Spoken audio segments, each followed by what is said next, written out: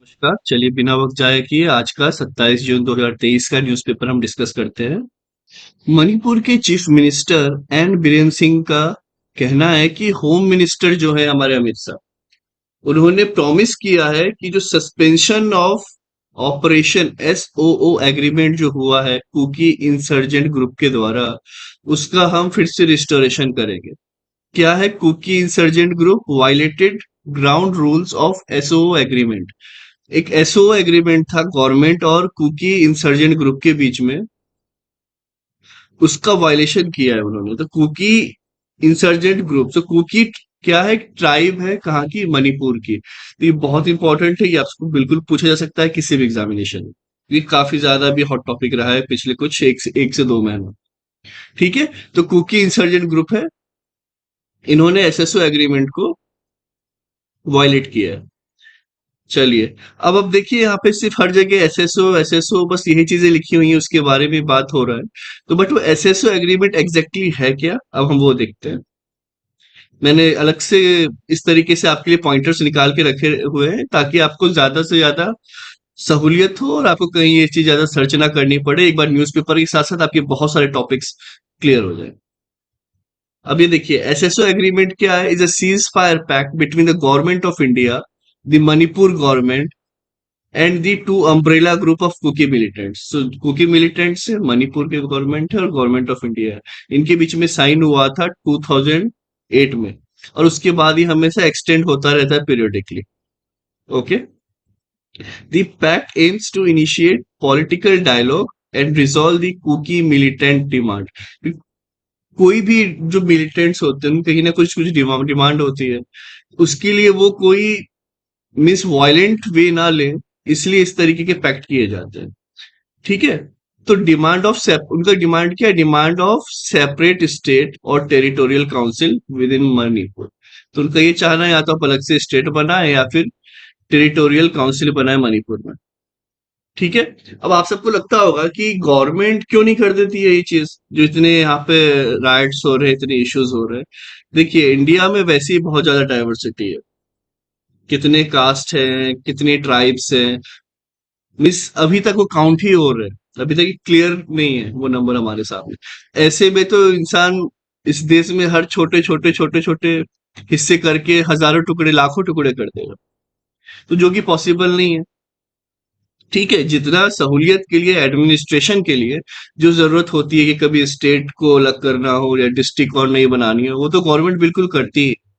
लेकिन इस तरीके से जो मांग होती है वो कहीं ना कहीं सही नहीं रहती है। ठीक है।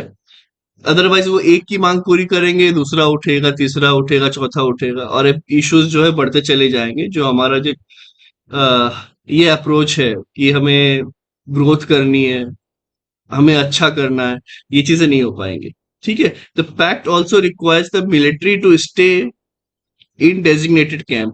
फैक्ट ये बोलता है कि वो मिलिटेंट्स को कि आप एक डेजिग्नेटेड कैंप में रहे and keep their arms under lock. आप आर्म्स का यूज नहीं करेंगे। बट ये काफी कुछ वायलेशन हुआ था इस बार, उसी पे ही ये आर्टिकल आया। ठीक है। तो यहाँ पे आपको ये क्लैरिटी तो अभी आ गई होगी कि एसएसओ एग्रीमेंट एग्जैक्टली है क्या, कि मणिपुर गवर्नमेंट, कुकी ट्राइब्स और गवर्नमेंट के बीच में है। अब आपको ये पूछ सकता है एसएसओ एग्रीमेंट क्या है, अब वो कुछ भी एक स्टेटमेंट बना देगा। अब वो क्लियर होना चाहिए कि या फिर मणिपुर की जगह कोई और गवर्नमेंट कर दे। ठीक है। तो ये चीजें क्लियर होनी चाहिए। ये ऐसा नहीं है कि एक बार आपने सुन लिया न्यूज की तरह फिर भूल गए। इसको आप क्वेश्चन में, आप जो भी पढ़ते हो उसको खुद ही एक क्वेश्चन में फ्रेम कर लो। अगर अच्छा पूछेगा तो क्या पूछेगा, अच्छा ऐसे पूछ सकता है। इससे क्या है कि आपकी रिटेंशन पावर थोड़ी और बेहतर हो जाएगी। ठीक है। चलिए, हम अब आगे देखते हैं। हेडलाइंस क्या है कि to apply for higher pension, PF pension extended to July 11। देखिए, ये उतना जरूरी नहीं है कि एक्सटेंड हो रहा है, तो होते ही रहता है। बट सबसे इंपॉर्टेंट चीज यहाँ पे ये है कि पीएफ पेंशन रिलेटेड जो भी काम होता है वो कौन करता है? Employ provident fund organisation, EPFO. बहुत सारे लोग ऐसे होंगे जो ईपीएफओ का भी एग्जाम भी देने वाले होंगे, जो 2 जुलाई को होने वाला है। ठीक है। तो ये कौन करता है? पीएफ रिलेटेड सारी की सारी चीजें ये आपके ईपीएफओ करता है। इतना बस आप याद रखिए, ये काफी है। चलिए आगे चलते हैं।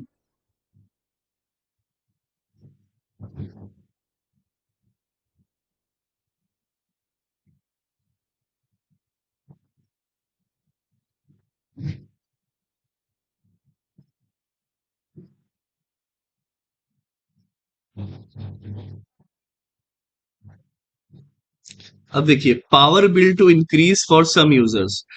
अब क्या हुआ है, अब कौन किसे ब्लेम कर रहा है, हमें इस न्यूज से मतलब नहीं। हमें क्या मतलब है कि पावर बिल जो है यहाँ पे इंक्रीज हो रहा है।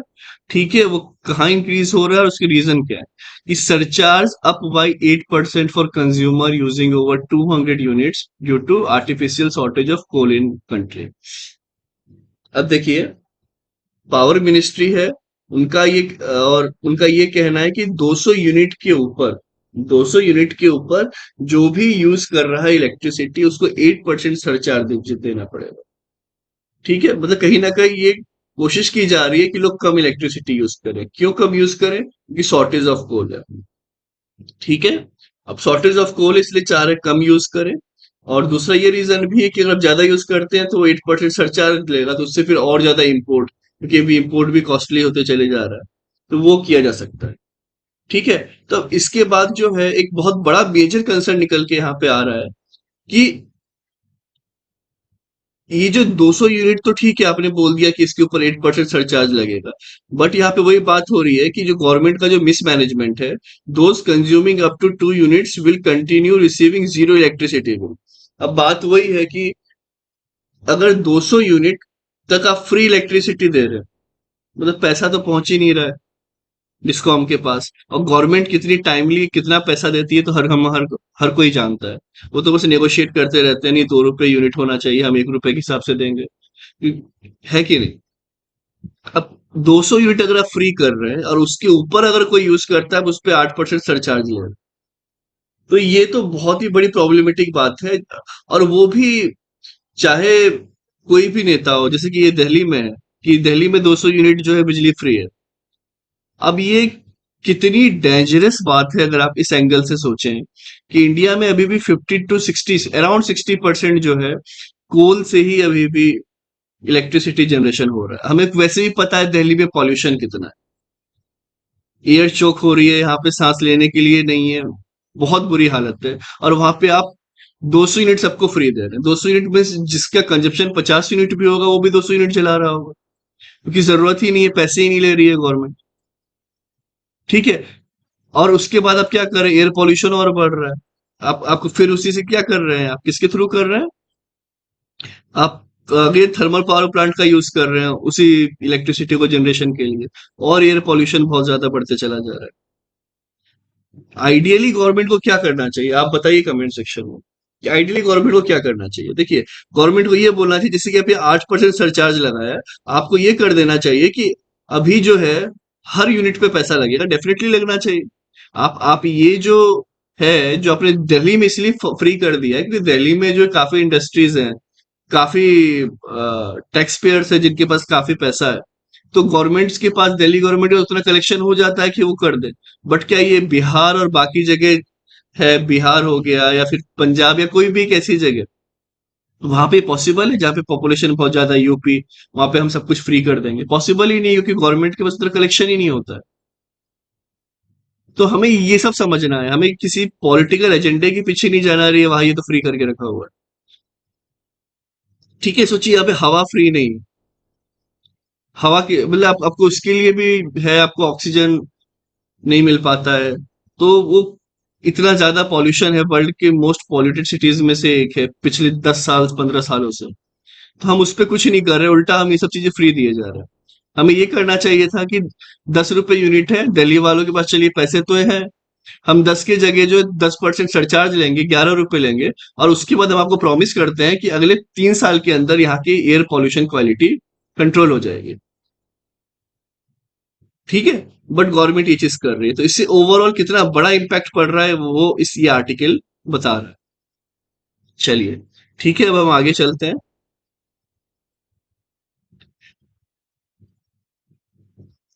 बाकी जो पॉलिटिकल थॉट्स होते हैं और ये होते हैं, इसकी जरूरत नहीं होती है। जैसे मैंने सब क्यों इंक्लूड नहीं किया कि pressure on Gehlot to field younger politician for assembly, क्योंकि क्या हो रहा है कि वहां पे जो जिनकी एज हो गई है वो लड़ना नहीं चाह रहे।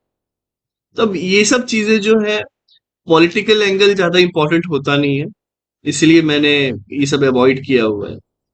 जिसे यहाँ भी ममता बनर्जी कह रही हैं कि अभी हमने महागठबंधन किया की कोशिश कर रहे हैं जो हम पटना में मिले थे, और अब लेफ्ट बीजेपी और कांग्रेस तीनों मिलके चाह रही है कि हम बंगाल में तृणमूल कांग्रेस की पार्टी हार जाए। तो अब ये सब एक पॉलिटिकल एजेंडा है, न्यूज में रहने का तरीका भी है, तो ये सब चीजों से हमें बचना है। तो मैं साथ में ये भी इसलिए बता रहा हूँ कि ये सब चीजें नहीं पढ़नी है, ठीक है? वरना इंसान एक न्यूज़पेपर के लिए कम से कम 2 से 3 घंटे लगा देता है और वो फ्रूटफुल कुछ नहीं रह जाता।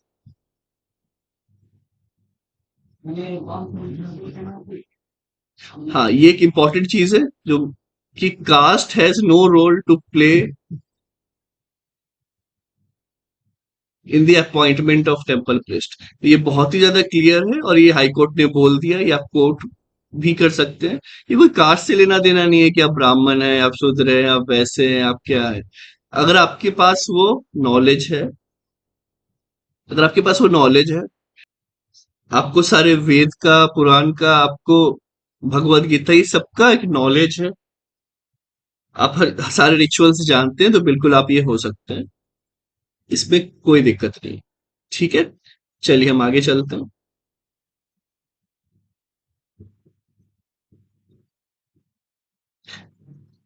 ये एक इम्पोर्टेंट टॉपिक है। हमें पता था कि अभी नरेंद्र मोदी जी जो है अभी कहाँ पर यूएस दौरे पे थे, उसके बाद वो कहाँ गए, इजिप्ट गए। इजिप्ट के बाद वो अभी इंडिया वापस आ गए। तो देखिए, इसी पे बात चल रही है कि India and Egypt have reestablished close ties in recent years. Recent years से इंडिया भी बहुत ज्यादा इंटरेस्ट ले रहा है, ठीक है? अब पहले हम कुछ हिस्टोरिक फैक्ट देख लेते हैं कि the two countries signed a friendship treaty in 1955। ये भी क्वेश्चन बन सकता है एक एमसीक्यू में कि इजिप्ट की इतना न्यूज है तो क्या इन्होंने ट्रीटी साइन की हुई थी? यस, डेफिनेटली की हुई थी। ठीक है, इंडिया ने काफी इन्हें हेल्प भी की है। जब सुएज कैनल क्राइसिस हुआ था 1956 में, तब इंडिया ने जो है हेल्प की थी। इसके बाद eventually led to the non alignment movement. तो इसके बाद जो है नॉन अलाइनमेंट मूवमेंट में दोनों ने सबने मिलके पार्टिसिपेट किया और इसे जो है बाद में खड़ा किया गया। इस ओके, देखिए अब साथ में लास्ट ईयर ये भी एक सोचने वाली बात है कि India's decision to supply wheat to Egypt, क्योंकि हमें पता है बीच में बहुत ज्यादा ये हो रहा था कि हम तो हमारे एमएसपी पे ले लेते हैं और फिर गरीबों के लिए रखते हैं, करेक्ट। बट यहाँ पर जब यूक्रेन और ये जो क्राइसिस जो चल रहा है, जो वॉर चल रहा है यूक्रेन और रशिया के बीच में, उसके कारण जो एक्सपोर्ट हुआ करता था यूक्रेन में, सॉरी इजिप्ट में, तो वो काफी हद तक बंद हो गया था, वो काफी हद तक उसमें ब्लॉकेज आ गई थी। तो वहां पे क्योंकि जो इजिप्ट है वो वर्ल्ड का सबसे लार्जेस्ट इंपोर्टर है, किसका? वीट का। सोचिए वहां पे कितनी बड़ी इश्यूज हो गई होंगी, तो इंडिया ने उन्हें यहाँ पे हेल्प की, इंडिया ने यहाँ पे एक्सपोर्ट किया। तो हमें अपने फार्मर्स को always we should be thankful to our farmers. वो यहाँ पे 140 करोड़ लोगों को सिर्फ खाना नहीं खिला रहे, यहाँ तक अब एक्सपोर्ट भी होने लगा है। बट आज भी उनकी हालत इतनी अच्छी नहीं है। तो आपको उनके बारे में हमेशा सोचना चाहिए, और जब भी अगर आप सिविल सर्वेंट बने, आप कुछ भी बने, तो आप पॉलिसीज के बारे में ऐसे सोचें, ऐसे इम्प्लीमेंटेशन करें ताकि उनको फायदा ज्यादा से ज्यादा हो सके। और जब जब भी वो आप देखते हैं कि हम बड़े बड़े मॉल में चले जाते हैं और वहां पे हम मीन्स बोल देते कीप द चेंज। आजकल हो गया है ना कि सब्जी से लेके सब कुछ तो मॉल में मिलने लग गया है, कॉस्टली भी होता है, हम वहां पे चले जाते हैं। बट वही अगर किसान या कोई गरीब यहाँ पे ठेले से आ रहा है गांव से अपने, तो वहां पे हम मोल भाव करते हैं। तो प्लीज ये चीज ना करें कि जो जेन्यून प्राइस है वो उन्हें दे, क्योंकि वैसे भी वो काफी ज्यादा डिस्ट्रेस में रहते हैं थ्रू आउट हिज लाइफ। ठीक है, अब हम देखते हैं कि प्रेसिडेंट जो है एलसीसी, ये कहाँ के प्रेसिडेंट है? ये प्रेसिडेंट है आपके इजिप्ट के। देखिए ये जरूरी नहीं है कि हम इस एग्जाम की तैयारी करते हैं यूपीएससी या समथिंग तो ये नहीं पूछेगा। हर चीज का नॉलेज होना जरूरी है, और बाकी तो बहुत सारे ऐसे एग्जाम्स हैं, क्योंकि आज के टाइम में द हिंदू सिर्फ यूपीएससी वाले नहीं पढ़ रहे हैं, हर एग्जाम वाले पढ़ रहे हैं, चाहे एसएससी सीजीएल है, चाहे कोई भी एग्जाम है। तो हर कोई यहाँ पे ये चीज पढ़ रहा है, चाहे रेलवे रहे चाहे कुछ भी रहे।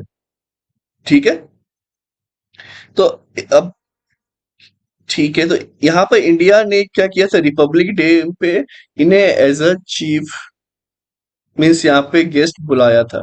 तो ये बहुत बड़ी बात है, क्योंकि अभी इकोनॉमी भी उतनी अच्छी नहीं चल रही है इजिप्ट की, लेकिन हम उन्हें बुला रहे हैं। हम अभी भी मिलने गए, लेकिन मोदी जी मिलने गए, अगर हम बोल रहे हैं तो एज अ कंट्री रिप्रेजेंटेटिव तो मोदी जी हैं, तो वो मिलने गए हैं वहां पर। तो मोदी जी को भी वहां पे इजिप्ट के द्वारा दी ऑर्डर ऑफ द नाइल, ये ऑनर दिया गया। अब हम इतना क्यों चाह रहे हैं, अब हम उस पर भी थोड़ा फोकस करते हैं कि हम इजिप्ट के साथ इतना अच्छा रिलेशन क्यों चाह रहे हैं। देखिए, Egypt is critically important to India due to the factor of pan Arab leadership, क्योंकि वो वहां पे एक लीडरशिप क्वालिटी है इजिप्ट में। एक स्टेबल कंट्री है अफ्रीका की as compare to other countries, एक वो बहुत इंपॉर्टेंट रीजन हो जाता है। And Egypt is also seen as a major gateway to market in Africa and Europe. देखिए, आपको चाहे अफ्रीका जाना हो, अगर आप इजिप्ट में एक आपका फाउंडेशन अच्छा है तो धीरे धीरे ऑब्वियस सी बात है आपका बिजनेस पूरे अफ्रीका में अच्छे से प्रोपेगेट होगा। साथ में आपको अगर यूरोप भी जाना है, तो जो स्विस कैनल है वो इजिप्ट के ही रास्ते वहां पे जाता है, जो कि यूरोप में कनेक्ट करता है। ठीक है, ये भी एक रीजन है। बिकॉज स्विस कैनल क्या है, one of the world's main choke point that links Mediterranean sea with the red sea and the Indian ocean. तो हम हमेशा चाहेंगे कि, वैसे ये चोक पॉइंट है, तो हम हमेशा चाहेंगे कि उनसे हमारे रिलेशन अच्छे रहे। तो किसी भी कारण जो है, ये हमारा रास्ता वहां से ब्लॉक ना, क्योंकि जब आपका रिलेशन खराब होता है तो ऑब्वियस सी बात है, वो बोलते हैं अरे, जैसे हम गांव में देखते हैं ना कि यहाँ से तू नहीं जाएगा या यहाँ से आपको नहीं जाना है, तो ये सब लड़ाई होने लगती है कि नहीं ये मेरी जमीन है, ये मेरा, ये तो ऑब्वियस सी बात है, तो पूरा कैनाल आपको दे रहा है। तो ये भी एक इंपॉर्टेंट चीज हो जाती है कि आप वहां पर रिलेशन अच्छा रखना चाहते हैं। चलिए ठीक है, यहाँ पे देखिए, changing global geo political and Jio economic dynamics, क्योंकि अब जियो पॉलिटिकल एंड जियो डायनेमिक्स भी काफी हद तक चेंज हो रही है, अब वो भी इंडिया के फेवर में आ रहे हैं अब चीजें। तो इंडिया भी चाहेगा कि बहुत जितनी भी कंट्रीज हैं जो कि बहुत की या तो की ज्योग्राफिकल रीजन पे रहे, जैसे इजिप्ट है, या फिर इकोनॉमिकली बहुत अच्छी रहे जहां से वो इंडिया नई नई टेक्नोलॉजी ले सके, जैसे कि यूएसए हो गया, रशिया जहां से हम क्रूड ऑयल सस्ते में ले पाए। तो इंडिया जो है अभी अपने, ऑब्वियस सी बात है, इंटरनेशनल पॉलिटिक्स में जब हम बोलते हैं कोई किसी का परमानेंट दोस्त या दुश्मन नहीं होता, तो वही इंडिया जो है अभी सबको एज अ फ्रेंड लेके चलना चाह रहा है। तो ये बहुत अच्छी चीज है, और ये डिप्लोमेसी तो अभी वर्ल्ड को भी सीखनी चाहिए, जिस तरीके से इंडिया यहाँ पे वर्क कर रहा है। ओके, चलिए, अब हम आगे चलते हैं। अब यहाँ पे जैसे ये देखिए, ये जो था हिंदुत्व के पास्ट के बारे में, तो ये सब चीजें जो होती हैं बेटर टू अवॉइड, क्योंकि यहाँ पे वही पॉलिटिकल एजेंडा जहाँ पे शशि थरूर जी आ गया, बस इंग्लिश सीख सकते हैं, इसके अलावा आप ज्यादा पॉलिटिक्स में नहीं पढ़े तो ठीक है। With due respect, he is a good leader, but ये आर्टिकल्स जो होते हैं बेटर कि हम अवॉइड करें, क्योंकि इससे उतना फ्रुट नहीं निकलता।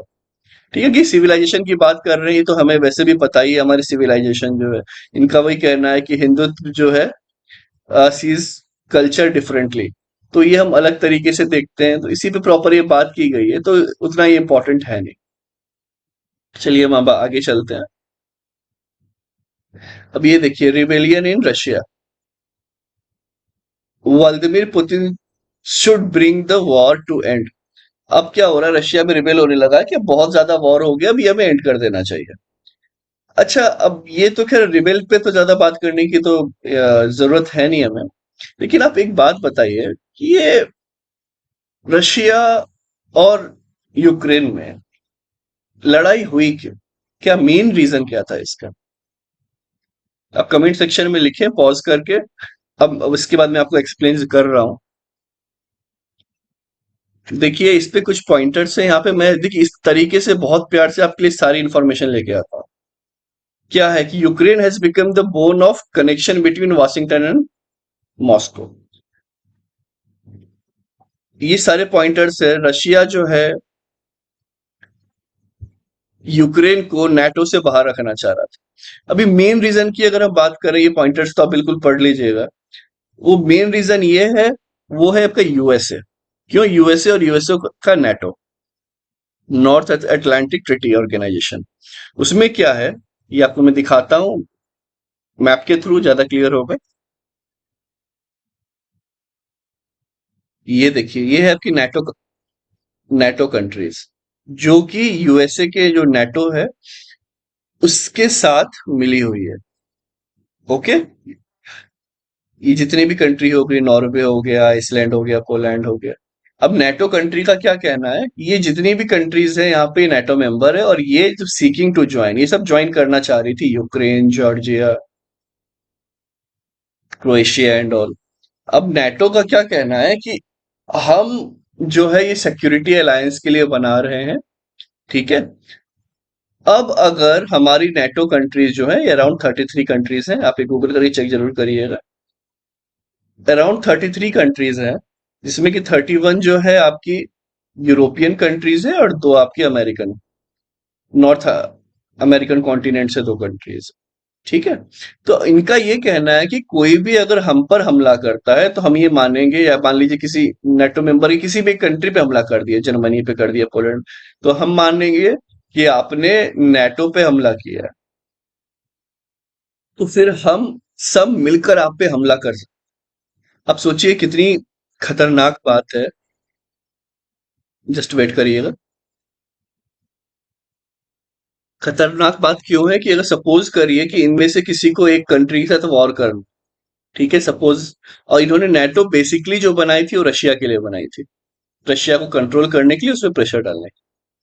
अब ये है कि अगर मान लीजिए पोलैंड छोटी सी कंट्री है, रशिया को प्रोवोक कर रहा है, ठीक है, तो अब रशिया के सामने अब ये इशू हो जाएगा कि अगर मैंने पोलैंड पे अगर अटैक कर दिया, तो पूरी कंट्री मिलके मुझ पर अटैक करेगी,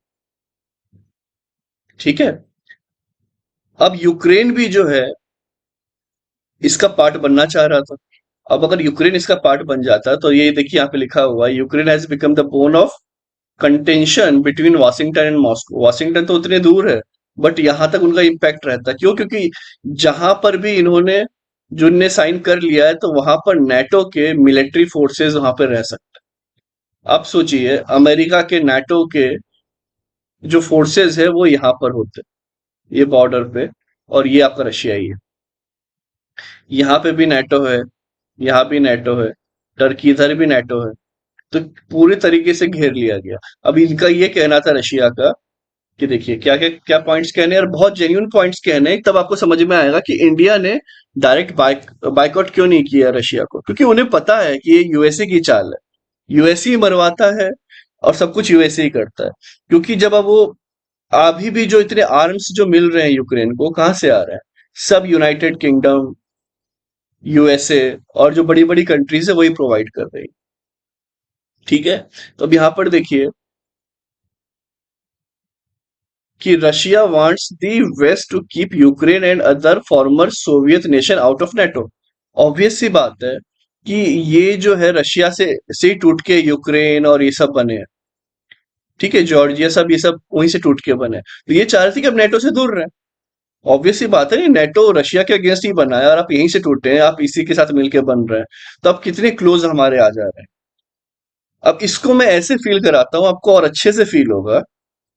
ये देखिए, ये हमारा प्यारा भारत, ठीक है, ये है हमारा प्यारा भारत। अब पाकिस्तान जो है यहीं से टूट के बना हुआ है, ठीक है। अब अगर मान लीजिए यहाँ पर ये नेटो कंट्रीज जो है ये इंडिया के अगेंस्ट बनाया हुआ होता, और यहाँ पे बोल दिया जाता कि अच्छा पाकिस्तान तुम भी ज्वाइन कर लो हमें, तो पूरी नेटो, अमेरिका की फौज यहाँ पे इस बॉर्डर, आप सोचिए। तो ये रशिया है, मॉस्को, ये यही है रशिया, यहाँ पर मॉस्को, ये रहा यूक्रेन। अब यहाँ पे अगर अमेरिका की फौज रहेगी और यहीं पे है, कितना ज्यादा प्रेशर होगा साइकोलॉजिकली भी, और आपने पूरा ये एरिया भी अपना कैप्चर किया हुआ है। तो वही जब मैंने आपको जैसे पाकिस्तान से एग्जांपल दिया, तो आपको वो चीज प्रॉपर फील हुई होगी कि अगर ऐसा कोई करे, तो ऑब्वियस सी बात है वॉर ही हो जाए इंडिया और इसमें पाकिस्तान में भी। तो यही सिचुएशन कहीं ना कहीं यहाँ पर हो गई थी, ठीक है। इसके बाद जो है,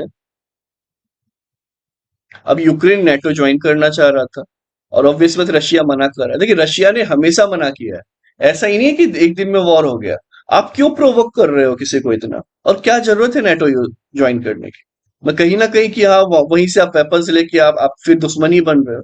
अगर पाकिस्तान, अगर मान लीजिए ऐसी कोई एक ऑर्गेनाइजेशन आ जाए और वो उस पे ज्वाइन करे, क्या जरूरत है ज्वाइन करने की?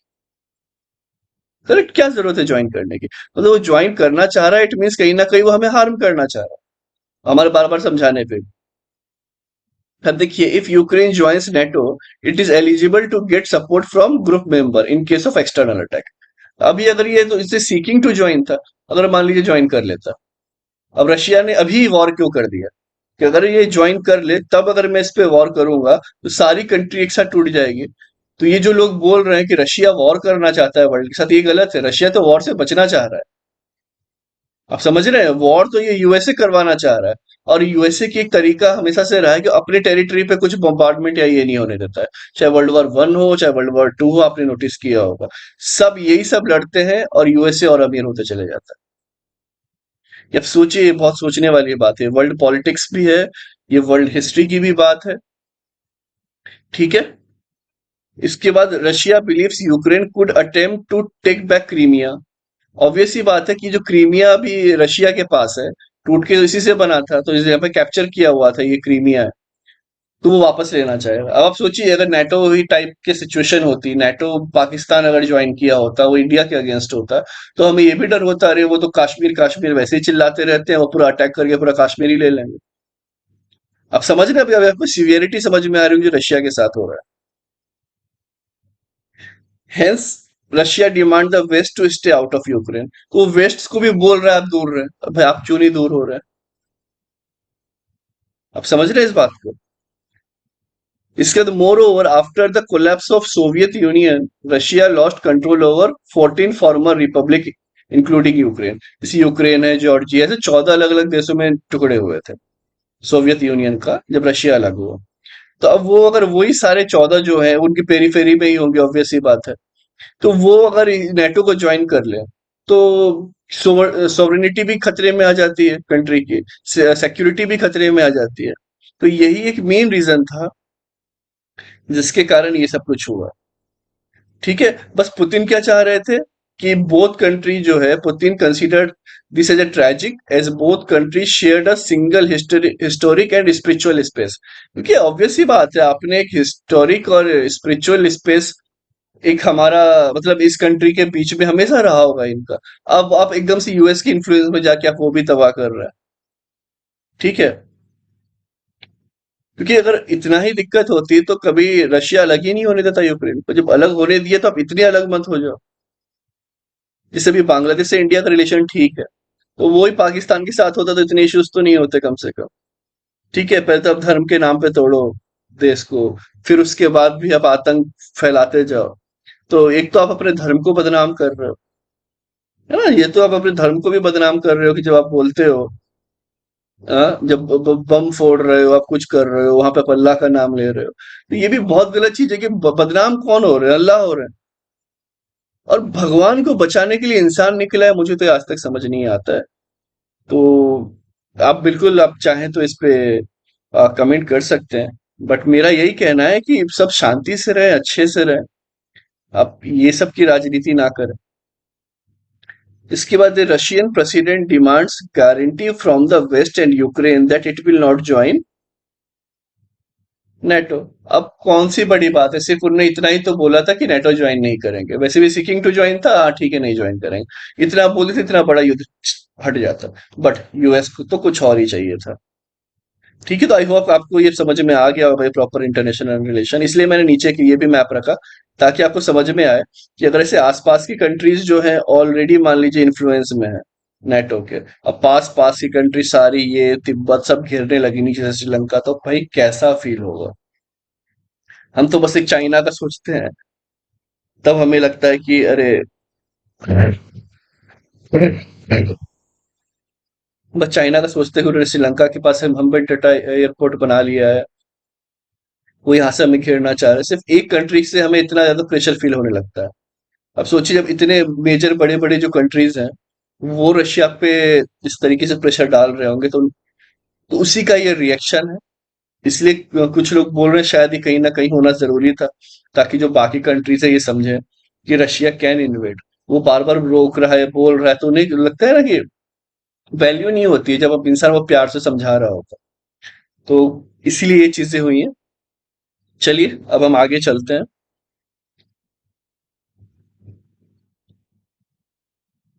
तो ये टॉपिक तो कवर हो गया, तो मेरा बस यही कोशिश होती है कि मैं आपको प्रॉपर कंप्लीट बैकग्राउंड दे दूं जो भी आर्टिकल मैं पिक करूं, ताकि आपका वो एंड टू एंड तैयारी हो जाए। जिससे देखिए मैंने इतने अच्छे जो पॉइंटर्स यहाँ पे दे रखे हैं, आप वो मेंस आंसर राइटिंग से लेके आप कहीं भी यूज कर सकते हैं।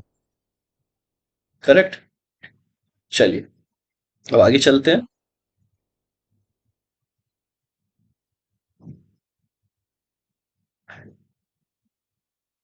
अब यहाँ पे हो रहा है कि रिड्यूस सीलिंग इंक्रीज एंगर। अब किस चीज की रिड्यूस हुई है सेलिंग? वो है आपकी ओपन मार्केट बोरोइंग। अब केरला कह रहा है कि उन्हें कंफ्यूजन है, या फिर गवर्नमेंट उन्हें जो लिमिट है 3% का, वो बोरो नहीं करने दे रही है मार्केट से थ्रू ओपन मार्केट बोरोइंग। ठीक है, क्योंकि गवर्नमेंट ने एक ये लगा के रखा है कैप कि 3% जो है स्टेट की जो जीडीपी है ग्रॉस, उससे ज्यादा नहीं होना चाहिए, वरना तो स्टेट भी लोन लेते रहेंगे डेवलपमेंट के नाम पे या फिर फ्री में स्कीम्स चलाने के नाम पे, बट आफ्टर ऑल आपको वो चुकाना तो पड़ता ही है ना। इसलिए ऑलवेज एक लिमिट होनी चाहिए, चाहे वो आपका पर्सनल एक्सपेंस क्यों ना हो लाइफ में, कि जरूरत से ज्यादा चीजें खर्च नहीं करनी चाहिए। आपको ये समझ में आना चाहिए कि क्या एसेट है, क्या लाइबिलिटी है। कि अगर आप जो, जैसे कि मैंने मान लीजिए अभी एक लैपटॉप खरीदा, आपको पढ़ा रहा हूँ, कहीं ना कहीं एसेट है। यही अगर मैं अभी दिल्ली में रह के एक बाइक खरीद लेता, तो कहीं ना कहीं लाइबिलिटी होती कि हाँ मेट्रो है, इतना सब कुछ है ही, तो जरूरत क्या है चीज एक्स्ट्रा खर्चा करने की। ठीक है, तो वो चीज करें जो कि काफी प्रोडक्टिव रहे और सही रहे, और एक लिमिट में खर्च हो। ओके।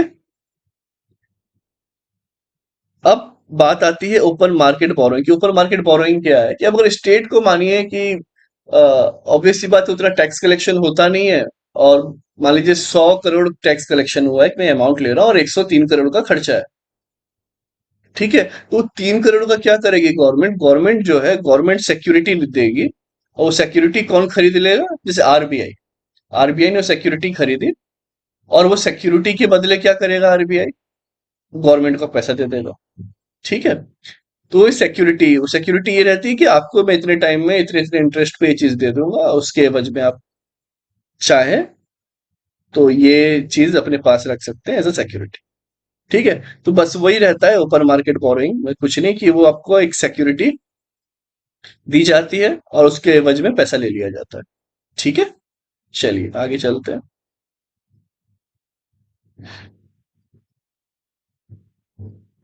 ये मैंने आपको प्रीवियस सेशन न्यूज में बता ही दिया था, टेम्परेचर से रिलेटेड, कि एक्सट्रीम टेम्परेचर कब होता है, कब नहीं होता है। कमेंट सेक्शन में जरूर बताएं आप प्लीज।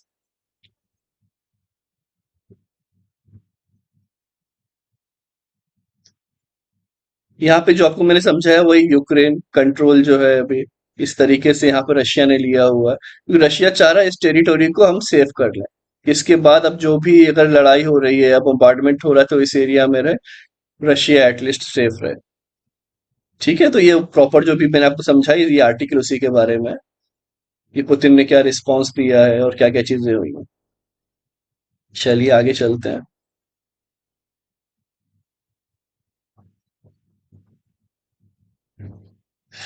एक ये न्यूज है कि Assam will have fewer Muslim majority constituency. अब ये ऐसा कहा जा रहा है कि ड्राफ्ट प्रपोजल आया है कि वहां पे जो है मुस्लिम कॉन्स्टिट्यूंसी कम हो गई है, और एससी एसटी में इंक्रीज हुआ है। ठीक है, तो अब क्योंकि ये ड्राफ्ट प्रपोजल है, तो इसलिए मैंने यहाँ पे हाईलाइट करके रखा, जो ड्राफ्ट प्रपोजल्स होते हैं वो हमें नहीं पढ़ना है। जब ये प्रॉपर कंफर्म हो जाएगा तो डेफिनेटली अगेन न्यूज में आएगा, तब हम इसे कवर करेंगे। जब ड्राफ्ट प्रपोजल्स होते हैं उसमें बहुत सारे चेंजेस होते हैं, और जरूरी नहीं होता ड्राफ्ट प्रपोजल्स हमेशा इंप्लीमेंट ही हो। तो जो भी ड्राफ्ट चीजें होती हैं वो पढ़ने से मतलब आप अवॉइड कर सकते हैं, उससे बचें तो वही वही बेटर है। ठीक है, आप जो एक्ट बनते हैं आप वो सब पढ़े, लेकिन ड्राफ्ट प्रपोजल्स पढ़ने की जरूरत नहीं है।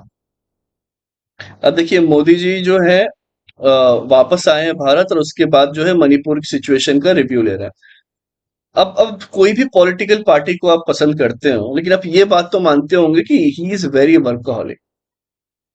ती, 3 दिन पहले यूएसए में थे, उसके बाद 2 दिन तक वहीं रहे, वहां पे स्पीच दिया, लोगों से मिले, इतनी इंपॉर्टेंट डील साइन की, टेक्नोलॉजी इंडिया लाए।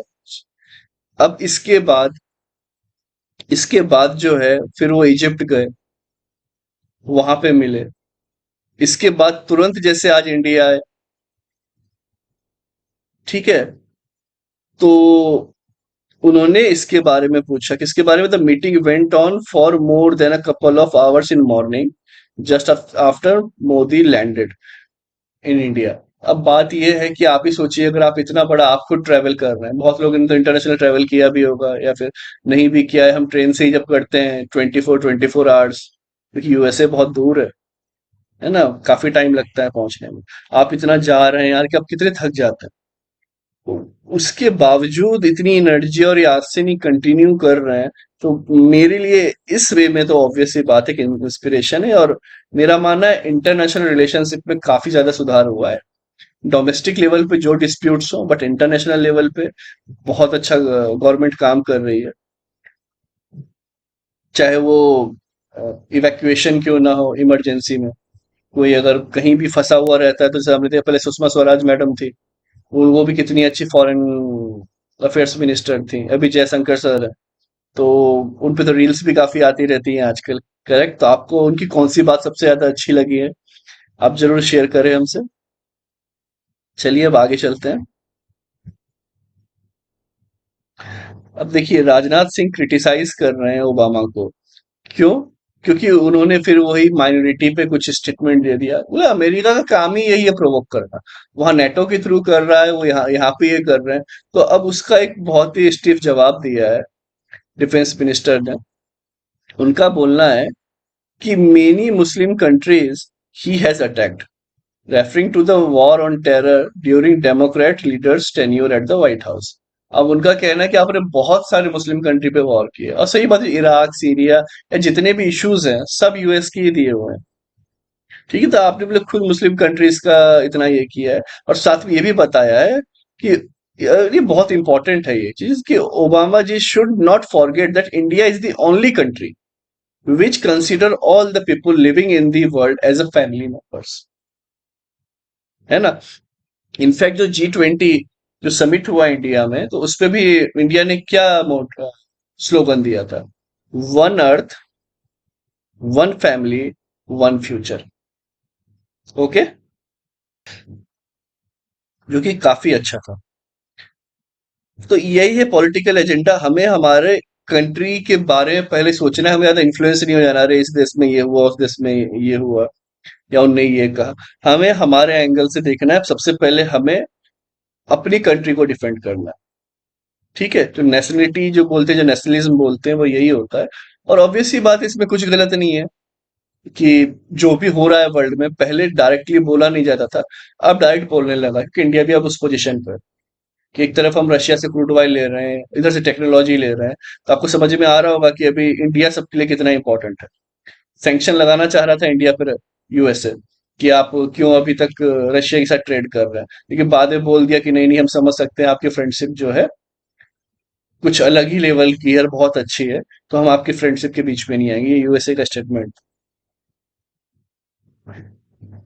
तो ये जो बहुत बड़ी बात हो जाती है। चलिए, थैंक यू वेरी मच। और आप ये बताएं कि इसके बाद हम क्या स्टार्ट करें। लाइक, हिंदू न्यूज़पेपर तो चलता ही रहेगा ऑब्वियसली।